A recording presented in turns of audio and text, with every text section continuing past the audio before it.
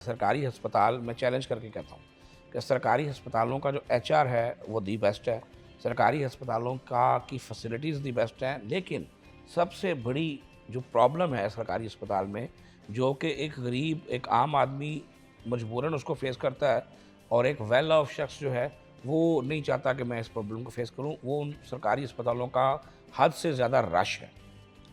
उसकी बुनियादी वजह ये भी है कि थोड़ी सी हमारे लोगों में अवेयरनेस की कमी है। देखिए, नज़ला, खांसी, ज़ुकाम, बुखार, इस पेशेंट को अस्पताल में फ़ौरी नहीं जाना चाहिए। नहीं जाना चाहिए, एग्री। इन्हें अपने प्रॉपर नज़दीकी जीपी के पास जाना चाहिए और उसके बाद जिस तरह मुख्तलिफ ममालिक में होता है कि स्टेप बाय स्टेप रेफरल किया जाता है अस्पतालों में, जी जी। आप डायरेक्टली उस तरह नहीं जाते। लेकिन यहाँ कल्चर ये है कि जब मर्जी जो उसका जो दिल करेगा वो चले जाएगा, क्योंकि लोगों को लगता है कि चले हमें जाना चाहिए। और लोगों के लिए पनाहगाह के तौर पे भी सरकारी अस्पताल ही है मादरत के साथ।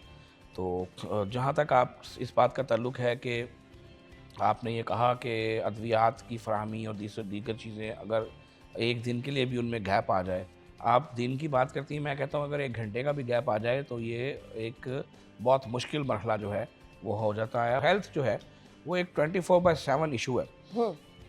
फॉर एग्जांपल अगर ईद की छुट्टियां हैं तो अल्लाह ना करे किसी को हार्ट अटैक होता है तो दिल ये थोड़ी पूछता है कि आज छुट्टियां नहीं हैं, छुट्टियों के बाद ऐसे ही आपको बिल्कुल। अटैक करवा लेंगे। तो भाई ये तो किसी वक्त भी कोई मामला हो सकता है। तो इसलिए अक्सर हम कहा करते हैं आपस में जब बात करते हैं हेल्थ के लोग कि यार हम ना पुलिस में भर्ती हुए हैं, क्योंकि महकमा पुलिस भी एक ऐसा इदारा है रेस्क्यू 1122 की तरह के जहाँ किसी वक्त भी बेल बिल्कुल अलार्म ऐसे बेल ही है। जो है वो बज जाती है।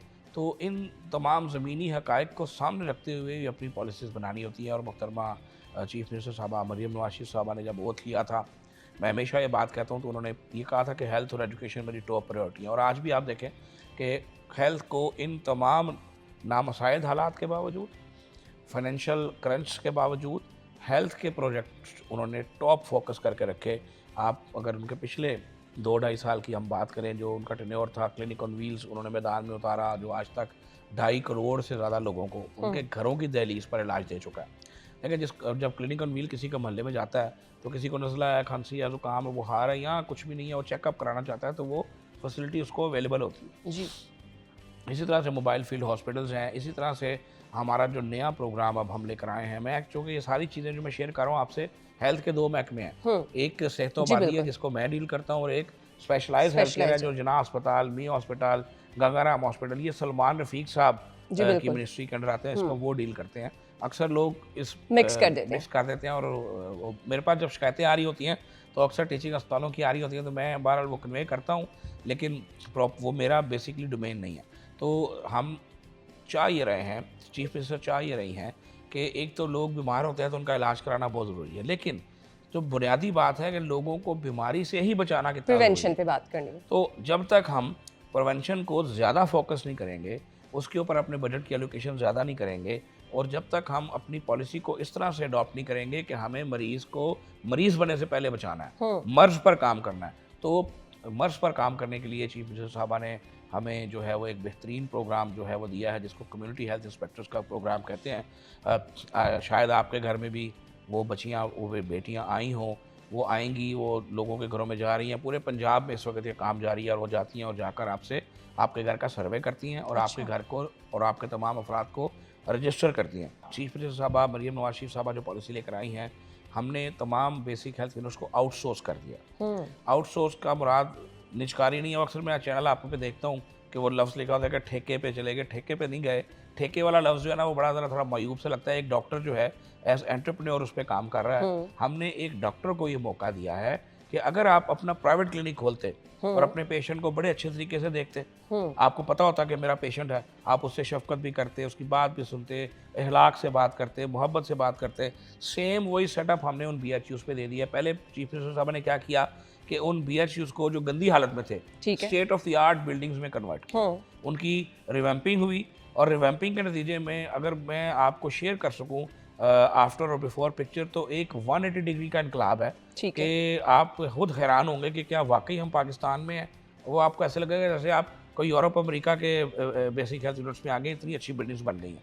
ग्रेट। हमने एक लमसम पैकेज प्रोग्राम शुरू किया, जिसके तहत 1 साल का डॉक्टर के साथ हमारा कॉन्ट्रैक्ट होता है, और डॉक्टर हमें ऐसे अप्लाई नहीं करता कि मुझे यहाँ पर आप मुझे महकमा हेल्थ में पॉइंट कर दें।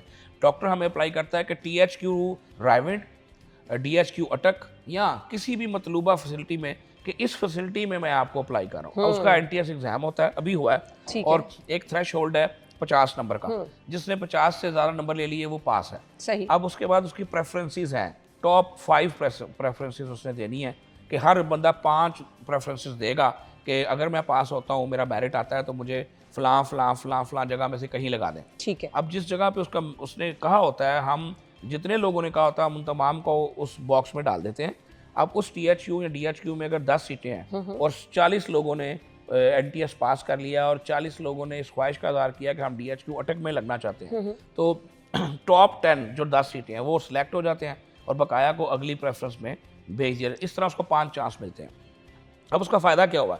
अब उसका फ़ायदा ये हुआ है कि मैंने अगर नौकरी ज्वाइन की है और मैंने THQ रिनाला में नौकरी ज्वाइन की है, मैंने THQ फोटोबास में ज्वाइन किया है, तो अब मैंने वो साल फोटोबास में ही गुजारना है। ठीक है। और अगर मुझे वहाँ से नौकरी छोड़नी है या ट्रांसफ़र चाहिए तो मैं उस नौकरी को छोड़ूंगा और फिर दोबारा अगले प्रोसेस में THQ किसी और में या DHQ किसी और में अप्लाई करूँगा। अब इसका फ़ायदा ये हो गया है कि कम से कम वो 1 साल हमें कोई ट्रांसफ़र पोस्टिंग की बात नहीं आएगी। कोई और फिर सिफारिश सबसे बड़ी जो बुनियादी उसका फ़ायदा है कि उसकी कारकर्दगी मॉनिटरिंग होगी, उसके जो है वो तमाम SOPs बन गए हैं और तमाम इंडिकेटर्स बन गए हैं। वो अपने इंडिकेटर्स पूरे करेगा तो उसका कॉन्ट्रैक्ट अगले साल रिन्यूअल हो जाएगा। अगर वो इंडिकेटर्स पूरे नहीं करेगा, उसका अगले साल कॉन्ट्रैक्ट रिन्यूअल नहीं होगा।